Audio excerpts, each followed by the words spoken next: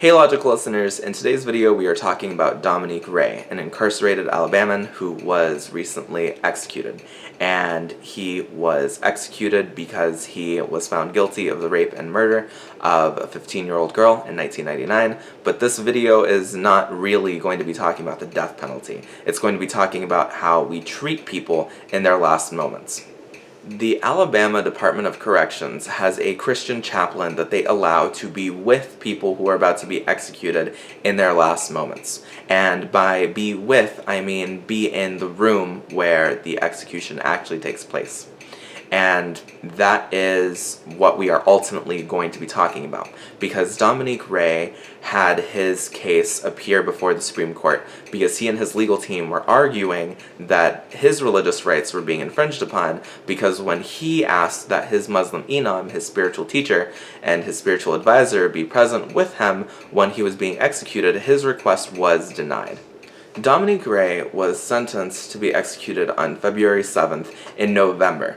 And the Supreme Court's arguments, at least one of the arguments by the majority in their decision, was that he waited too long for him to let them know that he was going to be appealing this case, that he was upset that his religious rights were being infringed upon, and that argument is not a particularly strong one if you choose to believe Dominique Ray and his legal team, because Dominique Ray says that he found out about his request being denied on January 23rd, and the Supreme Court case was filed initially in January 28th, so just 5 days later. The other central argument that the majority uses is the argument that the Muslim imam being present presents a security risk. And that line of argumentation doesn't hold that much weight because, as the dissension pointed out, there are different ways that this risk could be mitigated, such as telling the imam that he or she would be found guilty of contempt of court or would be charged with something if they tried to interfere in the execution, and also by giving the imam the same sort of training that they have given the Christian chaplain, assuming they give the Christian chaplain any kind of training at all, because honestly the reality is that I don't know if this sort of training would really be necessary. I can't imagine what the training would be. That said, those were the two big arguments that the majority used in their decision. Now that I have given you all an admittedly very brief, very bare bones explanation of the context around this, I want to take some time to share my thoughts and hopefully to learn some of yours.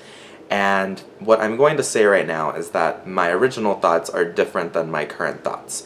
I made a Facebook post last night on my personal Facebook page that shared my actual current personal thoughts, but my original reaction to this was varied, because I was concerned about the fact that Christians had this sort of preferential treatments, and I still am. It's still something that deeply frustrates me.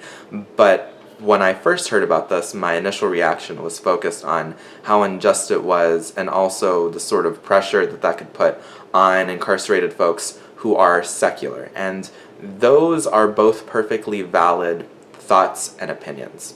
I think that it's important that people realize that if that's your initial reaction to this, and if that's the reaction you still have, that's a perfectly valid reaction to have, because this is ultimately unjust. This is ultimately something that is not particularly acceptable if we value being a secular country. But the reality here is that this is something that provides comfort to people in their last moments. And it's also something that genuinely does provide help to some incarcerated folks. So my current thoughts on this are less focused on secular things like separation of church and state, and more focused on equal treatment under the law. I think that if we have to have people who are people of faith working in departments of corrections throughout the country, I think it's important that we have a multitude of people of faith, of different faiths, who are in the prisons, who are in the jails, who are able to offer spiritual guidance and help to people who need it and to people who request it.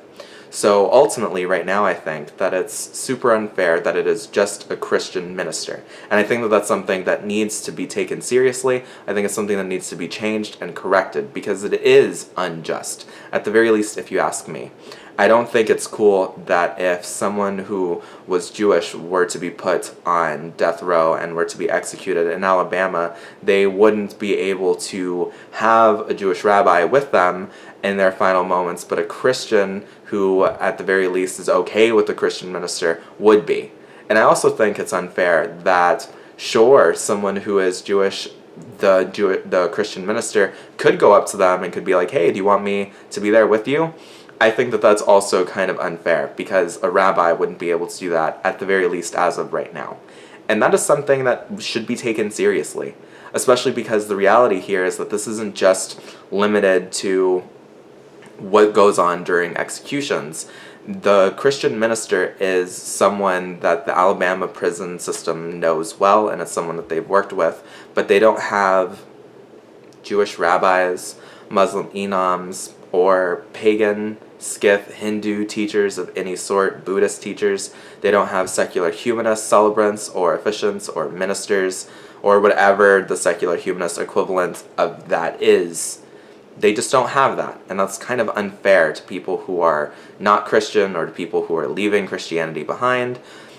It's ultimately unjust. And to me, that's the central focus, and that's one of the big reasons why I wanted to have a conversation about this, because it's weird, and I don't like it, and I think that more people should be aware of it, and I think that more people should be talking about it. This is the end of the video. I just want to say thank you guys so much for helping me hit 300 subscribers. I'm going to be making more of these sorts of videos, so if you like them, let me know what sort of topics you'd like for me to cover. I hope you guys have a genuinely wonderful day, and I look forward to hearing your insights and learning what you guys think.